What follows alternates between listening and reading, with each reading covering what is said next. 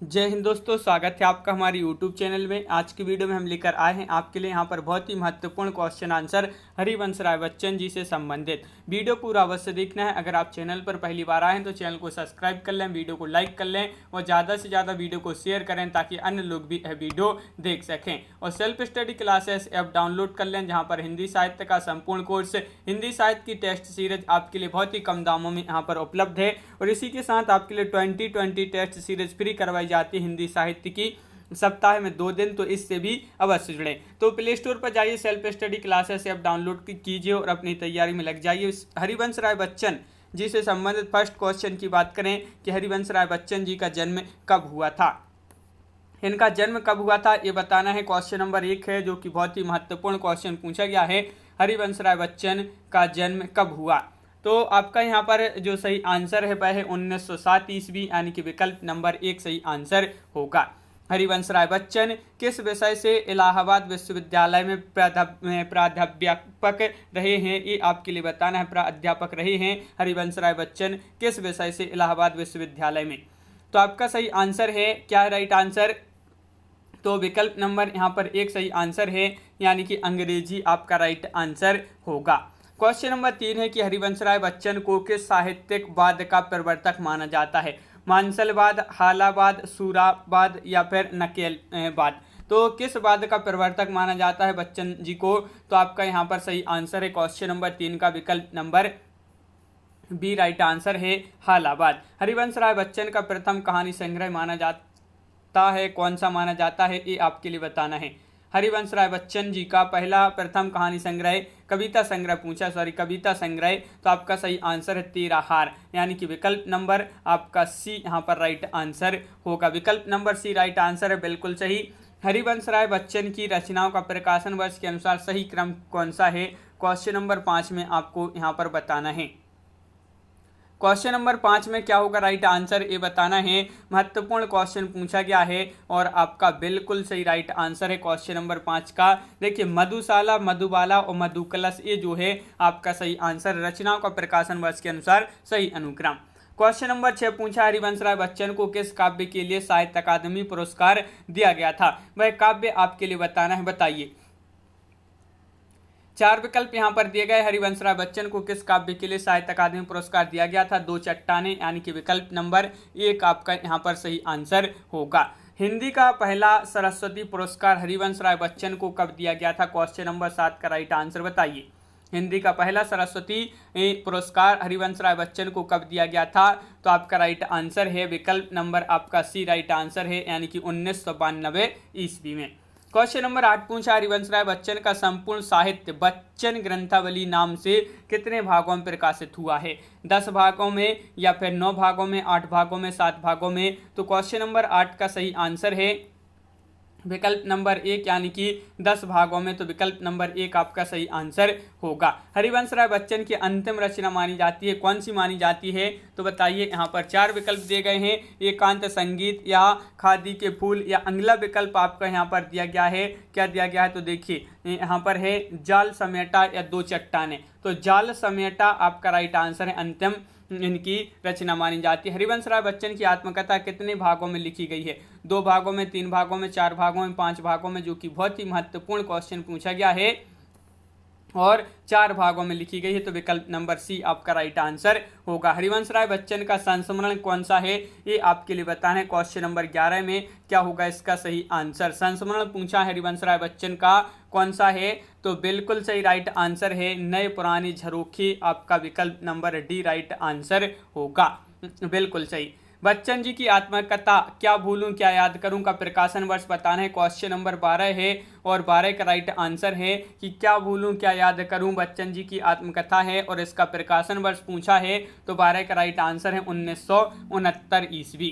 Question number 13 है कि बच्चन की आत्मकथा दसम द्वार से सोपान तक का प्रकाशन वर्ष बताना है। दसम द्वार से सोपान तक इसका प्रकाशन वर्ष क्या है? तो 13 का राइट आंसर है आपका विकल्प नंबर डी, यानी कि 1985 आपका राइट आंसर है। कौन सा काव्य बच्चन जी ने सुमित्रा नंदन पंत के साथ मिलकर लिखा है? एकांत संगीत, जाल समेटा, खादी के फूल या 2 चट्टानें?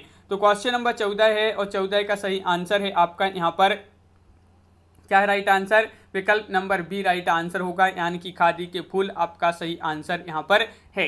हरिवंश राय बच्चन को साहित्य अकादमी पुरस्कार कब मिला?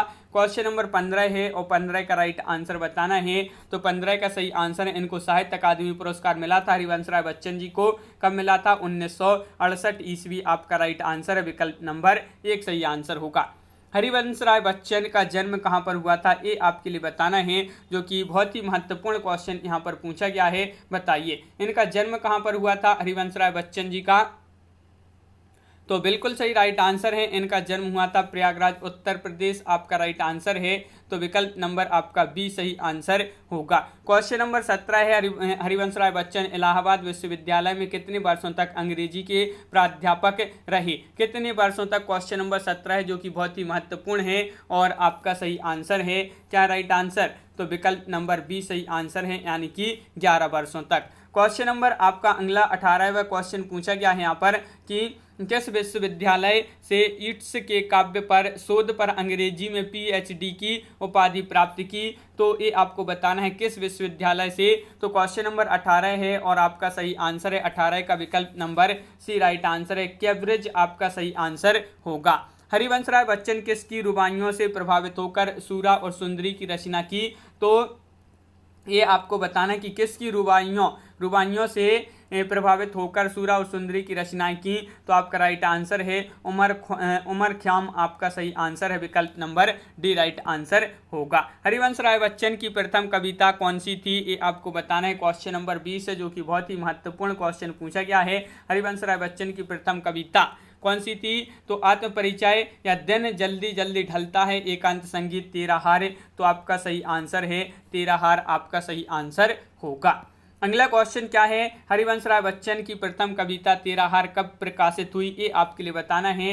तो ये प्रकाशित हुई थी कब, बताइए। 4 विकल्प आपके यहाँ पर दिए गए हैं, महत्वपूर्ण क्वेश्चन आपसे यहाँ पर पूछा गया है और बिल्कुल सही राइट आंसर है तेरा हार, ये जो प्रकाशित हुई थी 1929 में, विकल्प नंबर सी राइट आंसर होगा। हरिवंश राय बच्चन का अनुवाद ग्रंथ कौन सा माना जाता है?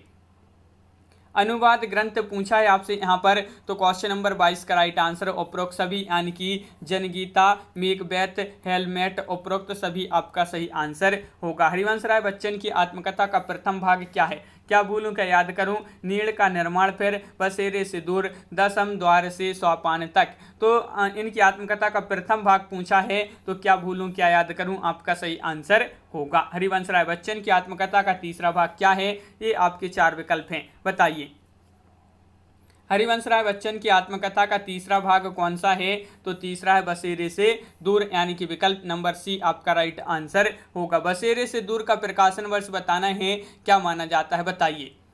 महत्वपूर्ण क्वेश्चन पूछा गया है, बसेरे से दूर और इसका प्रकाशन वर्ष माना जाता है, क्या माना जाता है? तो आपका यहाँ पर राइट आंसर क्या होगा? 2 विकल्प यहाँ पर हैं, देखिए यहाँ पर देख लेते हैं क्या होगा सही आंसर। तो इसका जो सही आंसर माना जाता है 1977 माना जाता है, यानी कि विकल्प नंबर सी राइट आंसर है। नीड़ का निर्माण फिर का प्रकाशन वर्ष बताना है, क्या होगा राइट आंसर।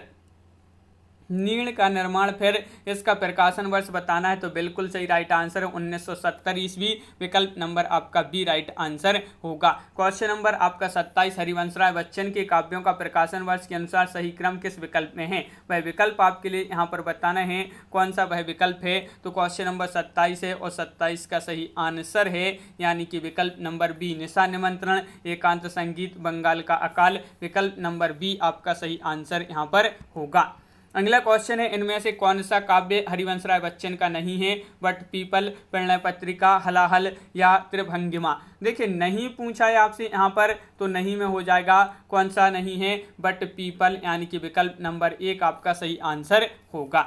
निशा निमंत्रण काव्य का प्रकाशन वर्ष बताना है, इसका प्रकाशन कब हुआ निशा निमंत्रण का? क्वेश्चन नंबर 29 है और 29 का सही आंसर है विकल्प नंबर आपका यहाँ पर जो राइट आंसर होगा सी राइट आंसर है। निशा निमंत्रण काव्य का प्रकाशन आपका बिल्कुल सही 1938 सही आंसर होगा। इनमें से कौन सा काव्य हरिवंश राय बच्चन का नहीं है? देखिए नहीं पूछा है यहाँ पर भी, वह कौन सा काव्य है जो हरिवंश राय बच्चन का नहीं है? तो बिल्कुल सही राइट आंसर है आपका यहाँ पर विकल्प नंबर डी धूप और धुआं आपका सही आंसर है। मिलन यामिनी काव्य का प्रकाशन वर्ष बताना है, क्या माना जाता है? मिलन यामिनी काव्य का प्रकाशन वर्ष माना जाता है, महत्वपूर्ण क्वेश्चन पूछा जाता है, पूछा गया है ये क्वेश्चन। और 1950 मिलन यामिनी काव्य का प्रकाशन वर्ष माना जाता है, बिल्कुल सही। परिणय पत्रिका काव्य का प्रकाशन वर्ष क्या है? परिणय पत्रिका काव्य का प्रकाशन वर्ष बताना है 32 में, और 32 का आपका जो सही आंसर है वह है आपका राइट आंसर।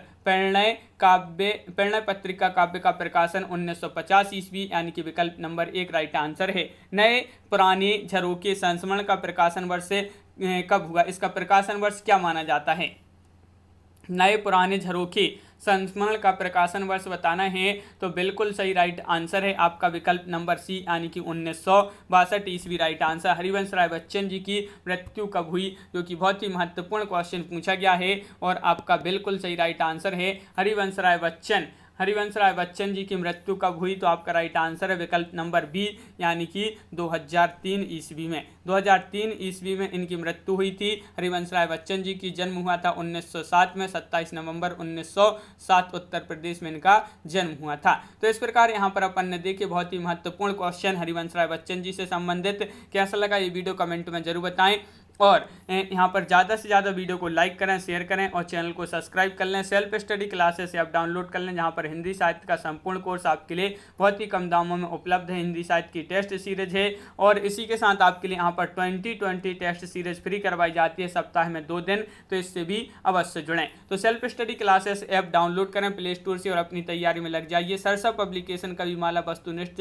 प्रश्न की ये बुक है। तो आज की वीडियो में बस इतना ही। सभी के लिए बहुत बहुत धन्यवाद। जय हिंद।